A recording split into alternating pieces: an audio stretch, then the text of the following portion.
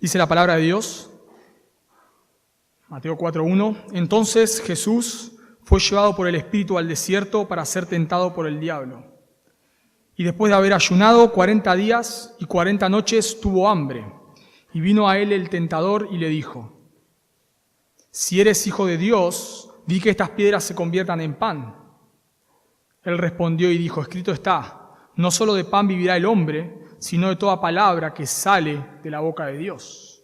Entonces el diablo le llevó a la santa ciudad y le puso sobre el pináculo del templo y le dijo, si eres hijo de Dios, échate abajo, porque escrito está, a sus ángeles mandará acerca de ti y en sus manos te sostendrá para que no tropieces con tu pie en piedra. Jesús le dijo, escrito está también, no tentarás al Señor tu Dios. Otra vez le llevó el diablo a un monte muy alto y le mostró todos los reinos del mundo y la gloria de ellos y le dijo, todo esto te daré si postrado me adorares. Entonces Jesús le dijo, vete, Satanás, porque escrito está, al Señor tu Dios adorarás y a Él solo servirás. El diablo entonces le dejó y aquí vinieron ángeles y le servían. Recuerdo que hace no mucho tiempo tuve estábamos charlando con unos hermanos y amigos en la fe y en medio de la conversación, en un momento, contaron una anécdota de una persona que estaba pasando por una situación económica difícil, prácticamente no llegaba a fin de mes. Y esta persona lo que hizo fue abrir las puertas de su casa, levantar las persianas, abrir todas las ventanas, toda la casa abierta, y esta persona empezó a decir, vete espíritu de la miseria, vete, yo te mando, o algo así, no me acuerdo cómo era la anécdota, que te vayas, espíritu de la miseria.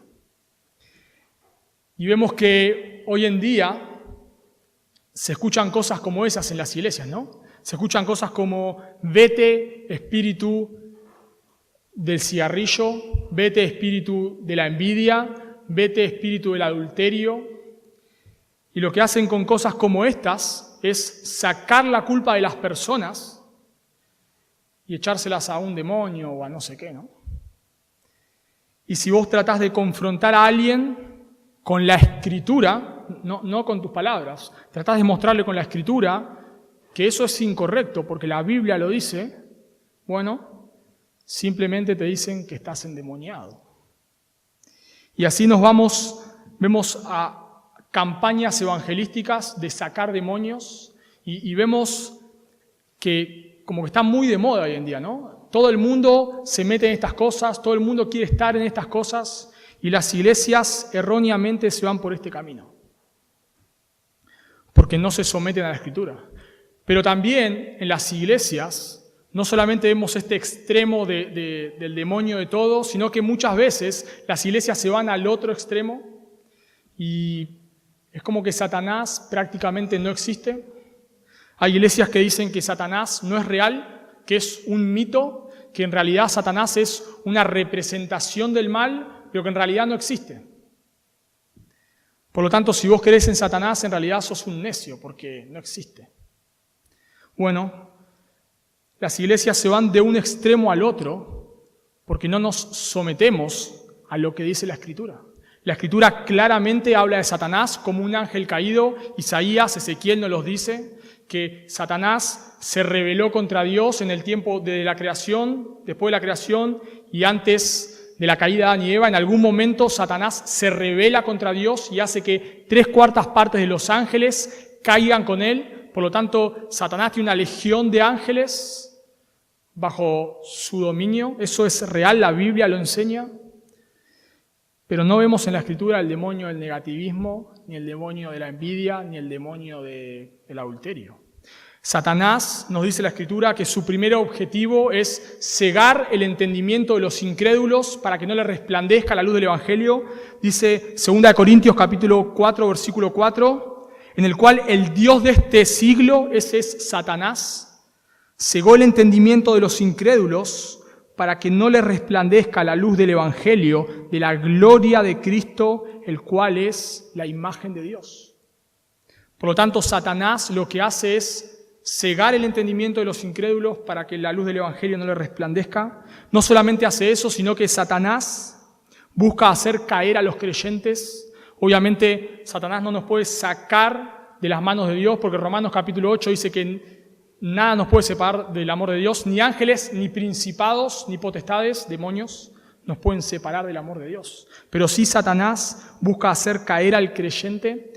Nos dice Efesios capítulo 6, versículo 11, el apóstol Pablo escribiendo a creyentes, vestidos de toda la armadura de Dios, para que podáis estar firmes contra las acechanzas del diablo. Y la idea ahí que Pablo le está diciendo a estos hermanos es que la palabra acechanzas quiere decir engaño, que Satanás anda cauteloso buscando devorar al creyente, haciéndolo caer en pecado. A veces no vivimos conforme a esta realidad, pero es una realidad. Y Pedro escribe en 1 de Pedro capítulo 4, versículo 8, sed sobrios y velad, porque vuestro adversario, el diablo, como león crujiente, anda alrededor, buscando a quien devorar. Y nos dice que lo que está usando Pedro ahí es la imagen de un león. No sé si alguna vez vieron a un león cazar un animal, pero hace poco con Bani vimos un documental de caza de animales, cómo se caza entre ellos. Y es interesante que el león no es tan rápido.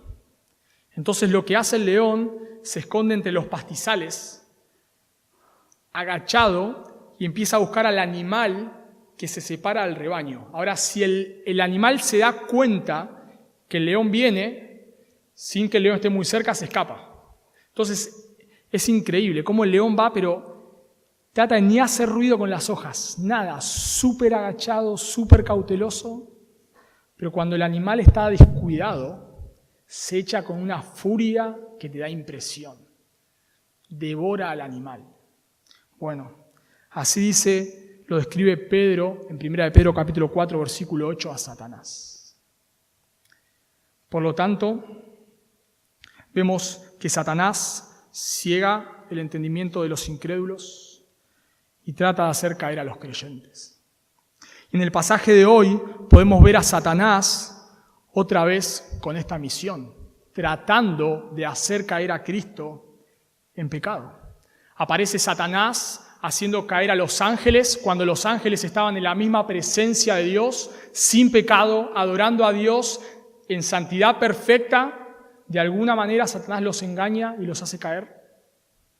Luego aparece Adán y Eva, ahí en Génesis capítulo 2, pero en Génesis capítulo 3 aparece Satanás nuevamente. Adán y Eva se encontraban en el paraíso, sin pecado, en plena comunión con Dios, sin nada que interrumpiese esa comunión, en un lugar perfecto, pero Satanás aparece en escena, ¿no? Génesis capítulo 3.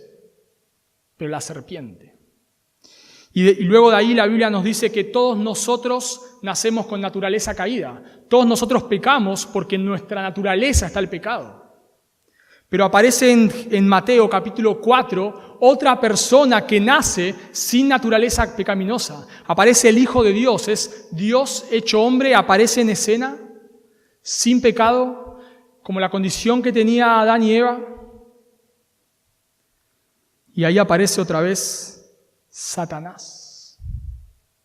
Al igual que hizo caer a los ángeles, al igual que hizo caer a Adán y a Eva, aparece para hacer caer a Cristo. Y este pasaje lo estudiamos en Bernal y lo estudiamos en 2 domingos. En un domingo vimos la parte más teológica y hablamos de la impecabilidad de Cristo y de la realidad de la tentación.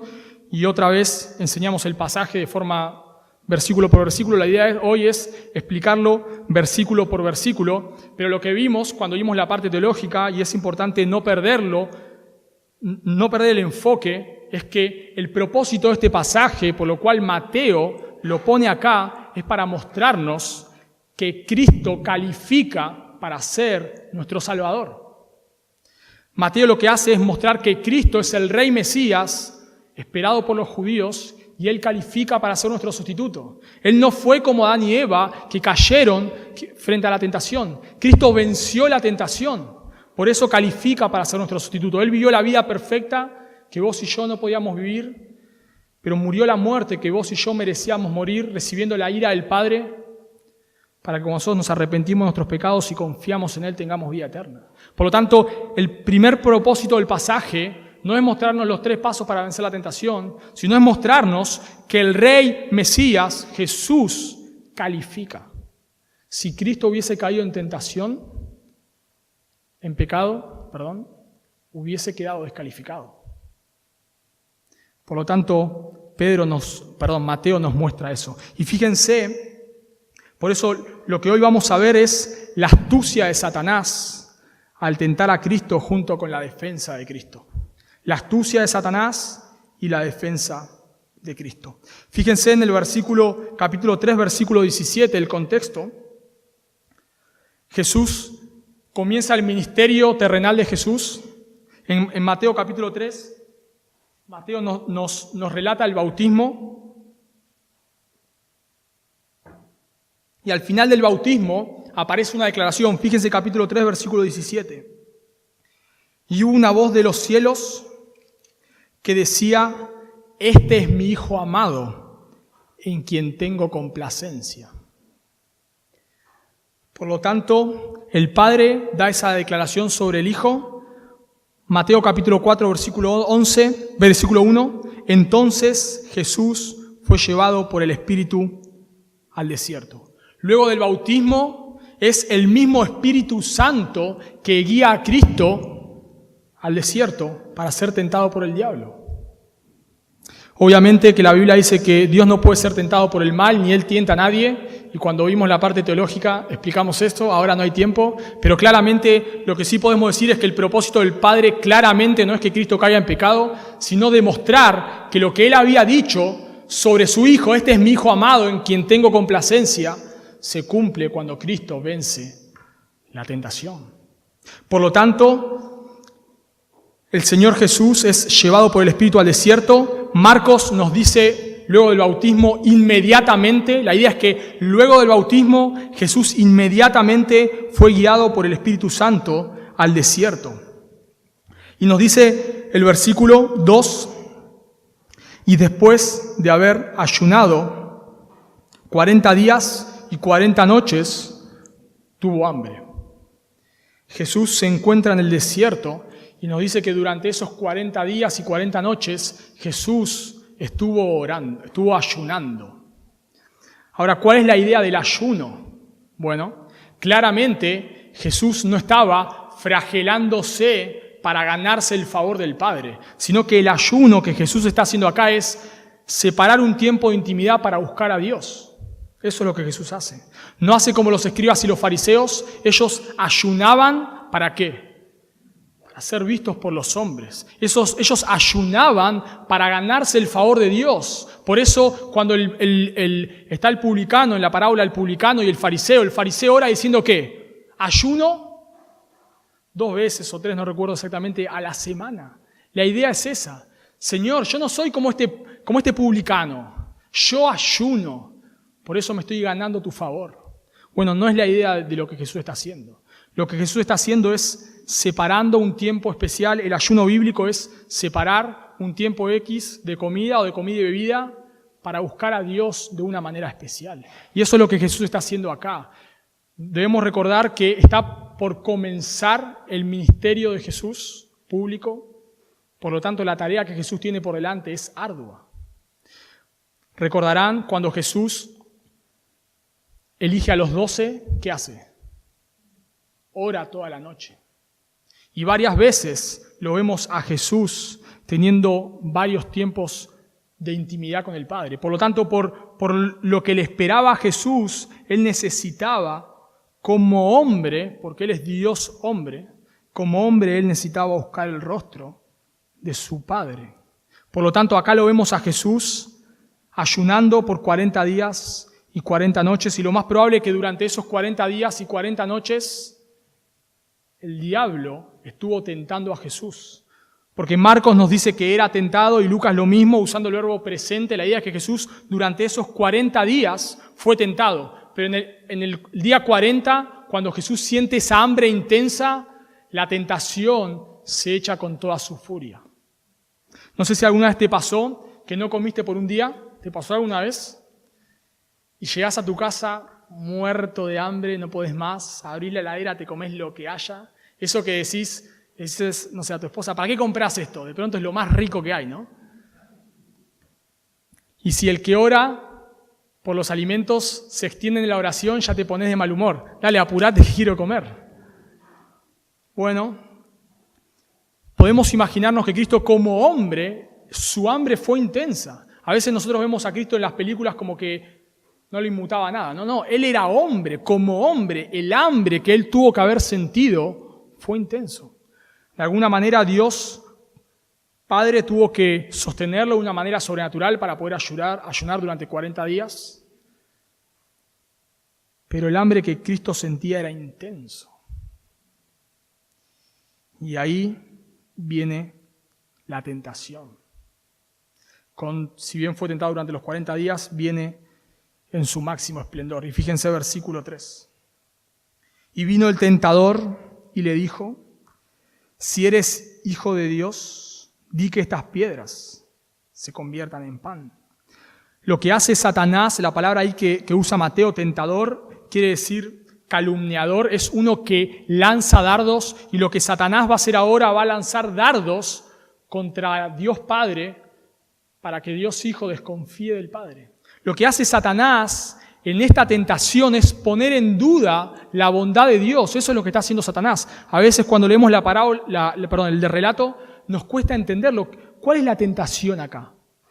Bueno, la tentación es que Cristo desconfíe de su Padre. Alguien lo dijo de esta manera. Puesto que eres hijo de Dios, puesto que eso es lo que el Padre te dijo en el bautismo y eso crees, haz uso de tu majestuosa dignidad y no sigas sufriendo la tortura del hambre. Hijo de Dios, hambre, qué ridículo. Entonces, si eres hijo de Dios, di que estas piedras se conviertan en pan. Y otra persona lo dijo de la siguiente manera. Ahora tienes una oportunidad de demostrar que eres el Hijo de Dios. Ordena que estas piedras se conviertan en panes. Si tu mismo Padre te ha abandonado, arréglatelas por ti mismo y no dependas de Él. Esa es la tentación. Tu Padre dijo que eres el Hijo amado. ¿Seguro? Porque me parece que te está dejando morir de hambre. Y si vos te morís de hambre, ¿quién va a ir a la cruz?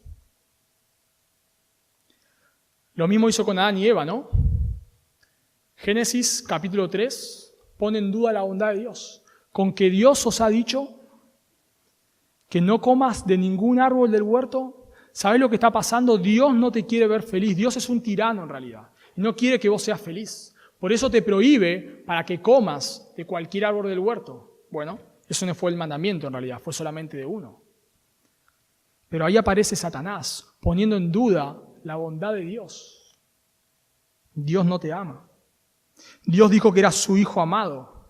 Pero ¿qué padre que ama a su hijo lo deja morir de hambre? Y lo mismo sucede hoy en día con vos y conmigo. En las pruebas ahí se acerca Satanás. ¿Seguro que Dios te ama? ¿Estás seguro? Porque si Dios te amara, no permitiría que pases por lo que está pasando. ¿Qué padre que ama a sus hijos hace que pases por lo que vos estás pasando? ¿Por qué no dejás tu religión absurda? Si mirá cómo te va. Si solamente dejarías tu religión, te iría mejor. ¿Por qué no dejás de vivir esa vida necia que vivís? Porque Dios se olvidó de vos. Dios no te ama. Vos te esforzás para tratar de agradarle. ¿Y qué hace Él por vos? Bueno, nada. Eso nos dice el enemigo, ¿no? Pero ¿cómo que Dios no hace nada? Dios envió lo más precioso cuando nosotros éramos sus enemigos. Dios envió lo más precioso que tenía, su Hijo, a morir por nosotros. ¿Cómo que no hace nada? Y aún la prueba que pasamos es porque Dios no está dispuesto a dejarnos en nuestro pecado y nos moldea a la imagen de Cristo. ¿Cómo que no hace nada? Pero ahí aparece Satanás. Dios no te ama, por eso no te hace trabajo. ¿Por qué no mentís? ¿Por qué no engañás para obtener ese trabajo? Si al fin y al cabo es para un bien mayor. Satisfacé tus deseos sexuales como vos quieras. Total, después confesás. Dios puso ese deseo sexual en vos. ¿Para qué lo puso? Para que lo satisfagas. Dale, andá, hacelo como vos quieras. Mentí para conservar tu matrimonio. Es importante que vos le mientas a tu esposa, no le digas la verdad. Es una mentirita piadosa. Después eso se olvida. Mentile a tu esposa o a tu esposo. ¿Qué haces tratando de agradar a Dios? Si mirá cómo te va.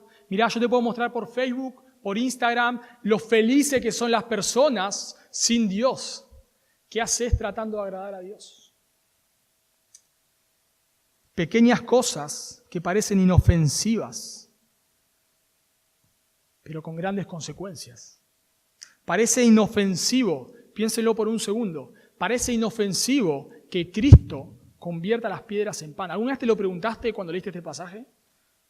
¿Qué tiene de malo? Bueno, lo que tiene de malo es que Cristo dice que Él vino para hacer la voluntad de su Padre. Y lo que está haciendo Satanás es que Cristo obre disociado del Padre. Y si esta inofensiva, entre comillas, inofensiva tentación, si Cristo hubiese cedido hasta a esa, entre comillas, inofensiva tentación, ¿te diste cuenta que hoy no habría esperanza? Si Cristo hubiese cedido a convertir las piedras en pan, hoy vos y yo no tendríamos esperanza.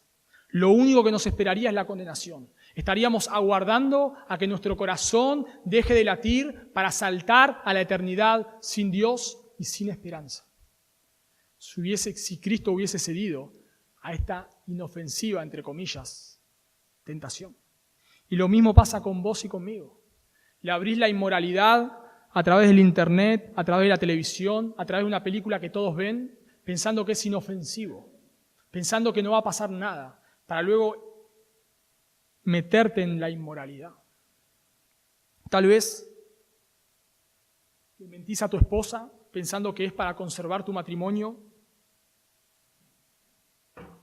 pensando que es por un bien mayor, para luego terminar engañándose el uno al otro, para luego ser deshonestos el uno con el otro, para que luego ya no haya más confianza el uno con el otro y eso termine destruyendo tu matrimonio. Una inofensiva mentira. O tal vez pensás que estás desperdiciando tu vida y empezás a, entre comillas, disfrutar más de tu vida para luego darte cuenta que el que quiere salvar su vida la perderá. Ahí lo vemos con Adán y Eva, ¿no? ¿Qué tiene de malo comer de un fruto? No te digo que violes a nadie, no te digo que mates a nadie, no te digo que robes a nadie, solamente que comas del fruto. ¿Qué tan grave es? Bueno, lo vemos hasta el día de hoy, ¿no? Pequeños detalles, pequeñas cosas. Tal vez vos le estás a través de pequeños detalles abriendo la puerta al desastre en tu vida. Tal vez vos vivís como si Satanás no existiese, vos sos de los que pensás que Satanás no existe o que si existe, bueno, ni sé lo que hace. Y no estás velando, y no estás orando. Tal vez ya entraste en tentación. Tal vez solamente lo único que hace falta es que se dé la consumación del pecado. Tal vez Satanás ya ganó el terreno en tu corazón. Tal vez ya caíste en su engaño. Por eso debemos velar, por eso debemos orar. No podemos andar por la vida como si esto fuese Disneylandia, ¿no? No podemos andar por la vida descuidando nuestra comunión con Dios. Porque el enemigo es astuto. Él hizo que 3/4 partes de los ángeles cayeran cuando ellos estaban en la misma presencia de Dios. Él hizo que Adán y Eva cayeran cuando estaban sin pecado. Imagínate nosotros con nuestra naturaleza caída. Por eso debemos velar, debemos orar, debes examinar tu vida. Tal vez te estás dando licencias en tu vida que no debes darte. Todavía no caíste y pensás que porque no caíste en pecado, entonces estás exento. Como todavía no caíste en pecado, podés darte ciertos deslices. Pero capaz te encontrás camino al desastre. Por eso debemos examinar nuestra vida, pero no solamente lo que Satanás hace poniendo en duda la bondad de Dios, no solamente lo hace en tu vida y en mi vida, en lo personal, también lo hace en el ministerio. Ahí se acerca Satanás. ¿Sabes por qué tu iglesia está como está? Porque es muy aburrida. Tu iglesia está como está porque todo es muy bíblico, todo muy teólogo, todo siempre tratando de explicar el texto. La gente necesita otra cosa. La gente necesita algo más movido, más diversión, más show, más chistes, más humor, más juegos. La gente necesita otra cosa. Tratando de hacer de que las personas pongan en duda la bondad de Dios. Y ahí van las iglesias.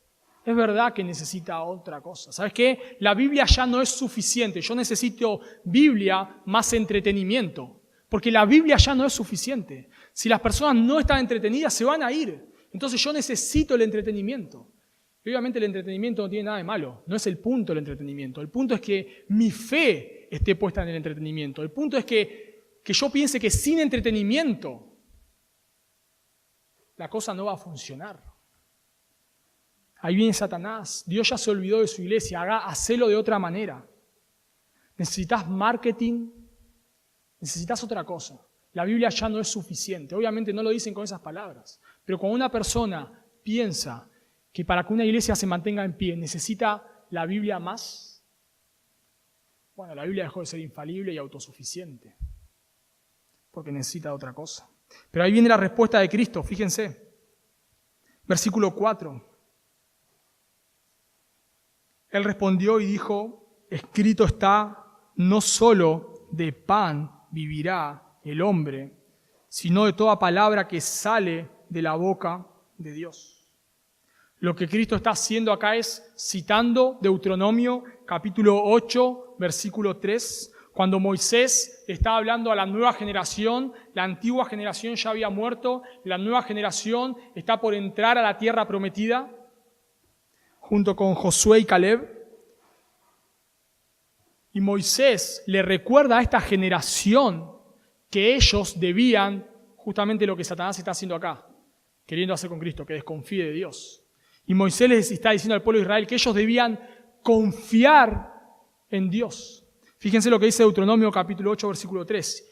Y te afligió Dios, y te hizo tener hambre Dios, y te sustentó con maná, comida que no conocías, tú ni tus padres la habían conocido, para hacerte saber que no solo de pan vivirá el hombre, mas de toda palabra que sale de la boca de Dios. La idea en ese pasaje es, Dios afligió al pueblo de Israel, Dios le hizo tener hambre al pueblo de Israel, para que ellos aprendiesen a confiar en Dios, para que ellos aprendiesen a depender de Dios.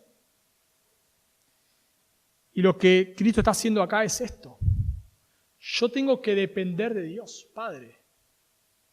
No solo de pan vivirá el hombre, por sobresatisfacer mis necesidades físicas, está obedecer a Dios. No importa cuántas justificaciones, entre comillas, puedas encontrar para tu pecado. No importa, somos muy buenos en inventar justificaciones para pecar. Bueno, no importa cuántas justificaciones tengamos, entre comillas. Obedecer a Dios está por sobre todo. Y eso es lo que Cristo está haciendo. En palabras de Job capítulo 13, versículo 15, aunque Él me mate, Dios, en Él esperaré. Y eso es lo que nosotros debemos hacer. No sé por qué estás pasando, pero ante cualquier situación debemos confiar en Dios. Por lo tanto, lo que primero hace Satanás acá es atacar la bondad de Dios como lo hace en tu vida y en mi vida. Pero fíjense lo que dice el versículo 5. Cristo derrota a Satanás en la primera tentación. Entonces el diablo vuelve al acecho. Entonces el diablo le llevó a la santa ciudad y le puso sobre el pináculo del templo y le dijo, si eres hijo de Dios, échate abajo, porque escrito está. A sus ángeles mandará acerca de ti y en sus manos te sostendrá para que no tropieces con tu pie en piedra. La idea es, ¿ok? ¿Querés usar las Escrituras? No hay problema. Podemos usar las Escrituras. ¿Querés usarlas? Bueno, vamos a hacerlo. Alguien lo dijo de la siguiente manera. Pero ¿qué es lo que veo aquí? El mismo Satanás con una Biblia bajo el brazo y un texto en la boca. Lo que Satanás le está diciendo a Cristo es como alguien dijo: ¿así que confías en tu Padre? Bueno, probémoslo. Y Satanás lleva a Cristo de la desconfianza a la falsa confianza. Esa es la segunda tentación, la falsa confianza en Dios. Satanás trata de hacer de que Cristo tiente a Dios Padre. Dice el texto que Satanás le lleva a un pináculo del templo. Al pináculo del templo, bueno, hay algunos que dicen que esto es literal y otros que dicen que es como una visión que Cristo tiene. Bueno, yo me inclino a pensar porque es literal, porque no veo nada que me ayude a interpretarlo como algo simbólico. Pero no es el punto acá, el punto es sea a través de una visión o sea literalmente que Cristo está sobre el pináculo del templo. El punto es que Satanás le lleva a ese lugar. Este pináculo del templo tenía unos 150 metros de alto, es donde el sacerdote hacía el primer sacrificio del día. Por lo tanto, Cristo se encuentra en este lugar y Satanás le dice: échate, si Dios te cuida, dale, hacelo. Por Malaquías, capítulo 3, versículo 1, el pueblo de Israel esperaba que el Mesías hiciese su aparición de una forma esplendorosa en el templo. Malaquías, capítulo 3, versículo 1 dice lo siguiente: He aquí yo envío a mi mensajero, el cual preparará el camino delante de mí, y vendrá súbitamente a su templo el Señor. Ahí está. Por este texto, los judíos esperaban que el Mesías hiciese una aparición espléndida en el templo. Por lo tanto, acá cierra todo redondo. Excelente, ¿vos confías en tu Padre? Buenísimo, buenísimo. Dale, tirate. Encima, si los judíos te esperan de esta manera, hacelo. Dios va a enviar sus ángeles y te va a sostener y ni siquiera un pie tuyo va a golpear con una piedra. Esto cierra redondo. Pará. ¿Querés un texto bíblico? Acá lo tenés. Pues a sus ángeles mandará acerca de ti, y le quita esta parte, que te guarde en todos tus caminos. Y cita el versículo, Salmo 91, 11 y 12, y cita el versículo 12. En las manos te llevará para que tu pie no tropiece en piedra. Hasta le da un apoyo bíblico, ¿no? Pareciese, ¿no? Obviamente, pareciese, que le da un apoyo bíblico. Pero Satanás lo que está haciendo es lo que muchos hacen hoy en día. Ponen a la Escritura contra la Escritura. Satanás hace dos cosas. Saca un texto de contexto para hacerlo un pretexto. Así es. Primero y principal, Satanás le saca esta parte al Salmo 91, 11 y 12. En todos tus caminos. O sea, la idea es del Salmo. No es que Dios te va a cuidar y vos andás, cruzá Panamericana con vendado en los ojos, total, Dios te va a cuidar porque sos su hijo. No es la idea de ese texto. Sino es que te va a cuidar cuando vos andes en sus caminos, en primer lugar. Pero en segundo lugar, lo que hace es poner a la Escritura contra las Escrituras, como si las Escrituras se contradijesen, cuando en realidad sabemos que se complementan. Cuando nosotros estudiamos la Biblia, tomamos un texto, lo estudiamos en su contexto, luego vemos el contexto inmediato, vemos si ese escritor escribió otros libros de la Biblia, qué es lo que dicen los otros libros, luego lo que dice en el Testamento y luego en toda la Biblia. O sea, lo que vemos es cómo ese pasaje se ve en toda la Biblia y no se contradice, sino que se complementa con otros pasajes.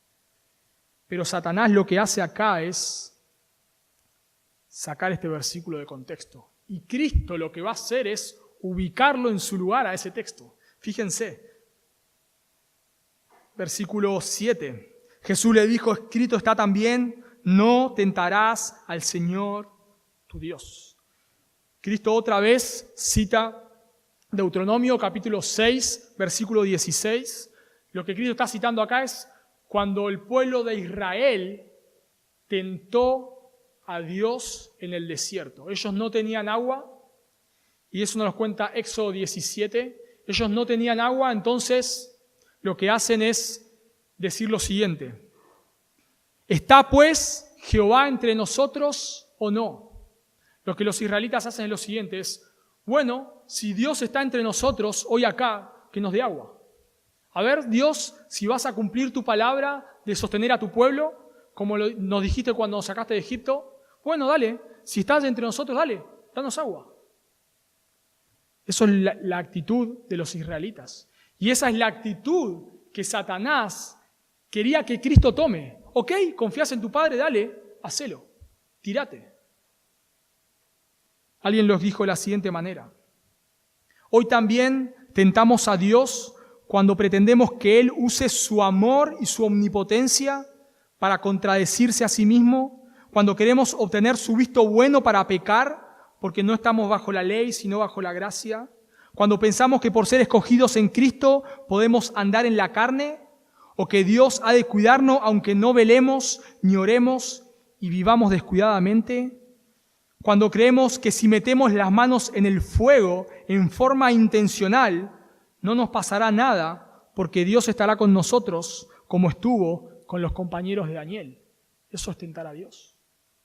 Tentamos a Dios cuando prendemos nuestra tele y estamos viendo una película que no es buena, tal vez con escenas eróticas o escenas que nos llevan a distorsionar la vida o lo que fuere, y oramos: Señor, guárdame de la tentación. Y nos quedamos mirando. ¿Eso no es tentar a Dios? O cuando no leemos nuestras Biblias, no oramos, no buscamos a Dios, pero después oramos: Señor, santifícame. ¿Eso no es tentar a Dios? Cuando no nos sacrificamos por buscar su palabra, por escudriñarla, cuando no velamos, no oramos, pero luego decimos: Señor, cuídanos. Cuando no le enseñamos la Biblia a nuestros hijos, cuando no le somos de ejemplo a nuestros hijos, pero luego oramos: Señor, santifica a mis hijos. Cuando no pastoreo el corazón de mi esposa, cuando no invierto tiempo en mi esposa, cuando ni me importa cómo está, cuando le soy de mal ejemplo, pero luego oro: Dios, guarda mi matrimonio. ¿Eso no es tentar a Dios? Debemos examinar nuestras vidas, porque muchas veces, sin darnos cuenta, estamos tentando a Dios.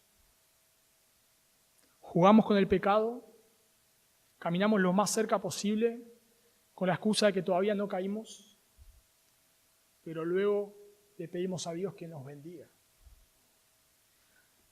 Ahora, no solamente tentamos a Dios en lo individual, también podemos tentar a Dios como congregación.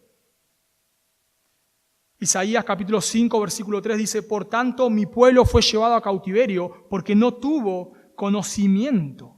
La falsa enseñanza se introduce en las iglesias porque no hay conocimiento. Tentamos a Dios porque desconocemos su palabra. Hoy está muy de moda que te impongan las manos, te oren y te caigas al piso.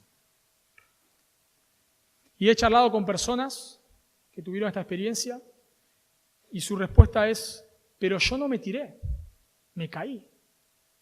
Bueno, ok. El punto es: ¿dónde está en la Escritura? No, pero yo no me tiré, está bien, pero ¿dónde está en la Escritura? ¿Dónde vemos esa práctica o ese principio en la Escritura? Eso te lleva a amar a Dios, te lleva a honrarle, te lleva a buscar más su palabra, te lleva a crecer en santidad. ¿Dónde está en la Escritura? Pero sacamos la Escritura de lado y ponemos las emociones o ponemos las experiencias, esa es la palabra que buscaba. Ponemos las experiencias en el púlpito. Ya la Biblia no es la autoridad, sino que es mi experiencia. Por lo tanto, si yo lo experimenté, bueno, es válido. Y tentamos a Dios por desconocer la Escritura. Hubo un caso de un pastor que fue confrontado por enseñar herejía. Un hombre que era un hombre de la Escritura. Pero este hombre se empezó a desviar cuando tuvo una experiencia. Ahí está el punto. Tuvo una experiencia. Y corremos la Biblia y traigo mi experiencia al púlpito. Y ahora lo que es infalible es mi experiencia, ya no la Escritura. Y esto va calando más hondo. Y escuchamos cosas como estas. Está bien que haya pastoras en las iglesias porque Rebeca, la esposa de Isaac, era pastora. Bueno, pero de 4 patas, ¿no? Si leemos el contexto. Si era pastora literal. Pero lo justificamos porque sacamos un texto de contexto, como hizo Satanás acá, para hacer un pretexto. Decimos que está bien que las mujeres pastoreen porque Débora era una jueza. Bueno, está bien, pero ese texto está ahí para decirte lo mal que está Israel, que le pasó el liderazgo a una mujer. No porque la mujer sea menos que el hombre, son iguales delante de Dios, pero con roles distintos. Pero ahí está el punto. Israel había caído tan bajo. ¿Sabes cuál es el texto clave de Jueces? Cada uno hacía lo que bien le parecía. Por lo tanto, tomamos un texto que no está ahí para enseñarnos que las mujeres deben liderar y lo hacemos un pretexto.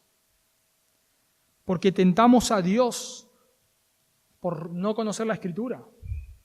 O vemos gente que dice que cuando quiere comprar una casa da 7 vueltas a la manzana. ¿Quién hizo eso? Gedeón hizo eso. Bueno, entonces se tiene que caer la manzana en realidad, no comprar la casa, porque eso fue lo que pasó. Josué, gracias. Pero ese es el punto. Descuidamos la Escritura. O muchas veces tentamos a Dios, y creo que tal vez esto se aplica más en nuestro contexto, tentamos a Dios por la falta de aplicación de la Escritura. Pensamos que por conocer la Escritura ya somos santos.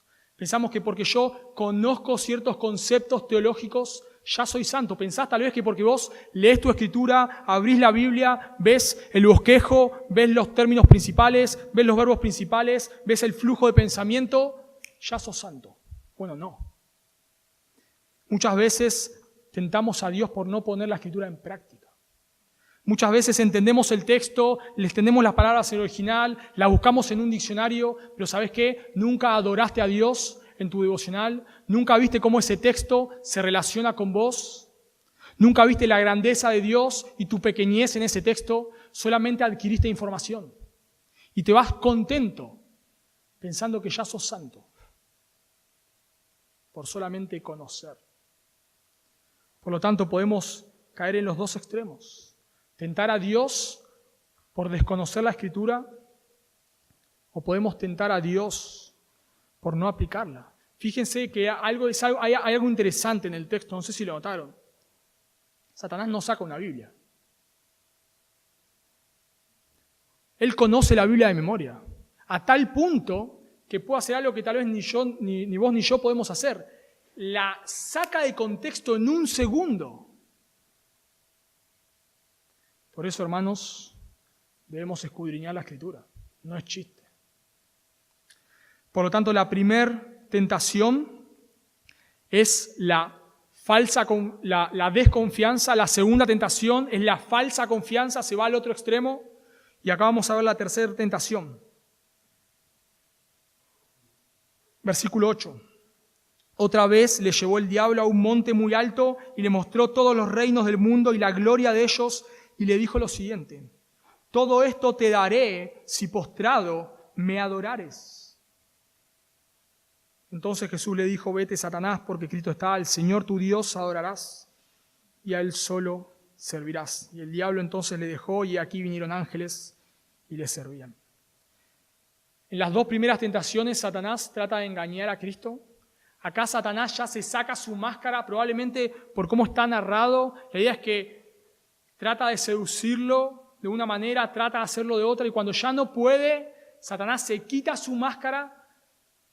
A veces cuando leemos este texto, sabés que esto es pecado seguro, ¿no? Las dos primeras nos cuestan a veces, tal vez te cuesta entender cuál es el pecado ahí. La tercera es obvio.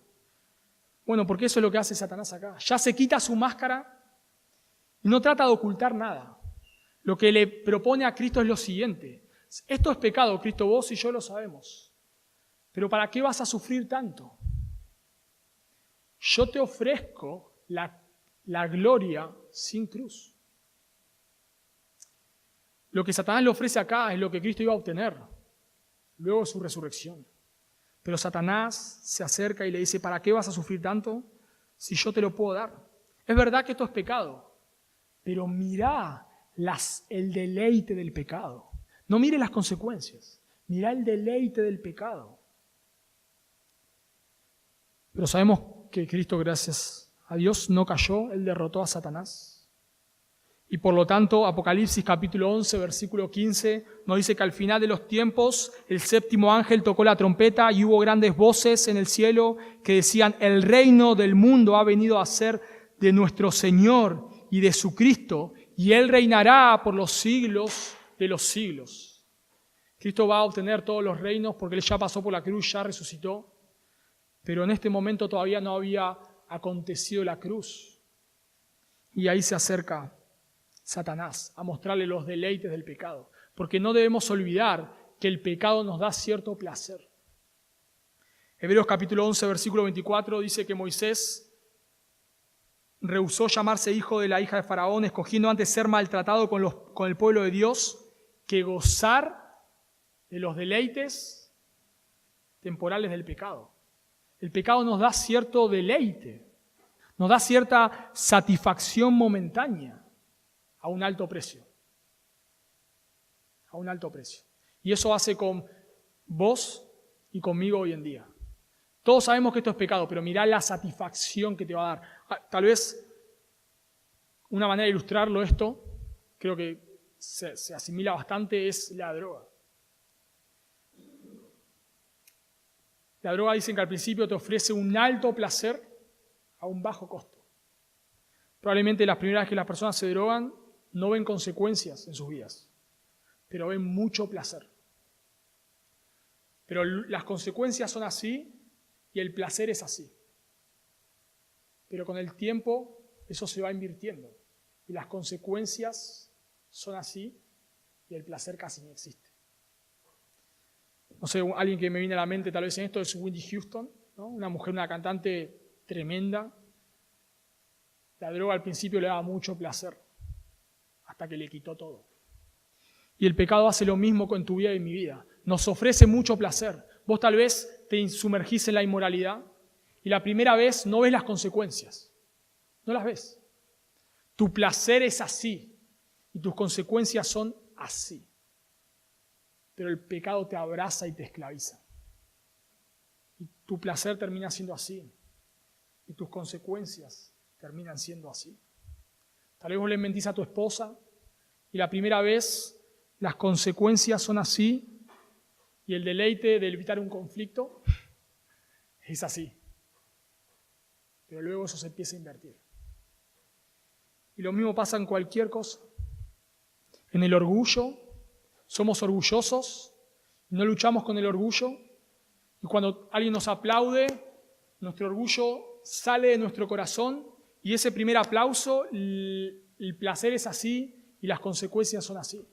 Pero cuando dejamos que ese orgullo haga metástasis en nuestro corazón, el placer termina siendo así y las consecuencias terminan siendo así. Por eso debemos tener cuidado. A veces Satanás, la gran mayoría de veces, vos y yo caemos en cosas que sabemos que son pecado. Las veces que pecamos por desconocimiento son las menos. Pero nos vamos engañados en el placer del pecado, que tiene grandes consecuencias. Y solo para terminar, déjame decirte que el mayor engaño de Satanás es engañar a las personas, tal vez haciéndolas pensar que van a ir al cielo por sus obras, por sus méritos, por lo que fuere, para que un día abran sus ojos en la condenación. O tal vez las engaña haciéndole pensar que Dios no existe, que es un mito y que podés vivir tu vida indiferente a Dios para que esa persona, el día que su corazón deje de latir, salte a la eternidad sin Dios. Tal vez esa es tu condición hoy. Debemos examinar nuestro corazón. Si vos no sos un creyente, déjame decirte que cuando tu corazón deje de latir, lo que te espera es la condenación. No te dejes engañar por Satanás. Vení a Cristo en arrepentimiento y fe. Confía en el sacrificio perfecto de Cristo, que Él vivió la vida que no podías vivir y murió la muerte que vos y yo merecíamos vivir. Vení a Cristo. Si todavía no entendés el Evangelio, agarrá a alguien que esté acá sentado y decirle, por favor, explícame el Evangelio. Pero no te vayas de este lugar engañado. Si no estás seguro de que vas al cielo, o si estás seguro de que no vas al cielo, por favor, no te vayas de este lugar sin arreglar tus cuentas con Dios. Oramos. Padre bueno, te damos gracias por tu palabra, Señor. Queremos pedirte perdón porque tú sabes, Dios, que muchas veces no oramos, no velamos.